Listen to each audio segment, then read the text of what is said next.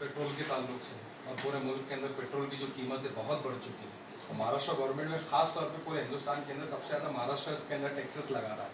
तो human rights की तरफ से हम लोग की ये मांग है हुकूमत से कि सेंट्रल का भी और स्टेट का भी दोनों जो है तो टैक्सेस में 50% जो है तो कम किया जाए, जिसकी वजह से ये उम्मीद है कि 1 लीटर पेट्रोल में कम से कम जो है तो 30 रुपये का डिस्काउंट मिल जाएगा। तो जो पेट्रोल अभी 100 के पार चला गया है वो 70 से 75 रुपये तक आ जाएगा। तो हमारी मांग है और हम ये उम्मीद करते हैं कि आप इसको पहुंचाएंगे सेंट्रल तक। इस फॉर्म भेज देंगे।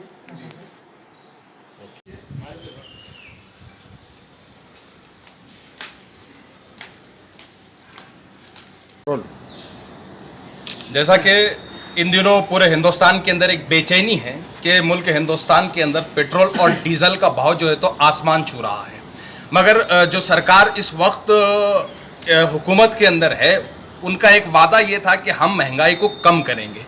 और महंगाई को कम करने को मुद्दे को लेकर जो सरकार आज सत्ता में आई है उसने महंगाई को 7वें आसमान तक पहुंचा दिया है।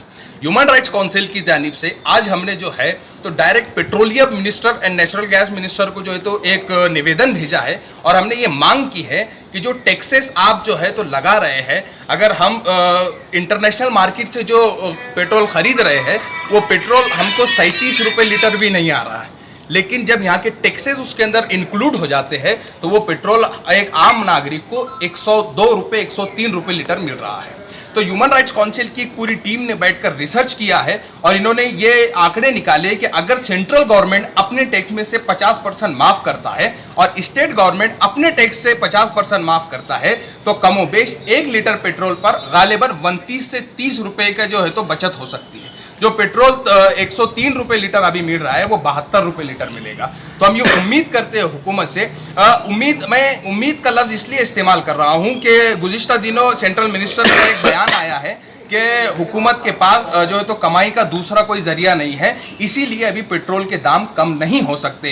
लेकिन अवाम ये मांग करेंगी और जो चंद लोग ये वहम में थे कि अगर 100 रुपये पेट्रोल भी होगा तो हम खरीदेंगे देश हित में, तो ऐसा नहीं होता। हमको अपनी नाराज़गी जताना होगी, क्योंकि किसी ने क्या खूब कहा है कि अब तो तुम नाराज़ भी नहीं होते, इतनी नाराज़गी भी अच्छी नहीं है। तो ये जो लोग नाराज़गी नहीं जता रहे ये भी कहीं ना कहीं नाराज़ है, लेकिन ये अपने वादों पे और देश हित के नाम पर ये बर्दाश्त नहीं किया जा सकता।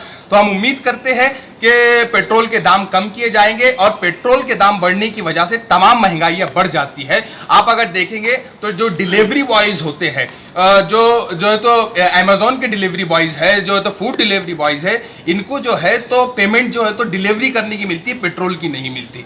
तो ये लोग बड़े परेशान हैं। तो हम उम्मीद करते हैं तमाम गरीबों के लिए हुकूमत पेट्रोल के दाम कम करेगी।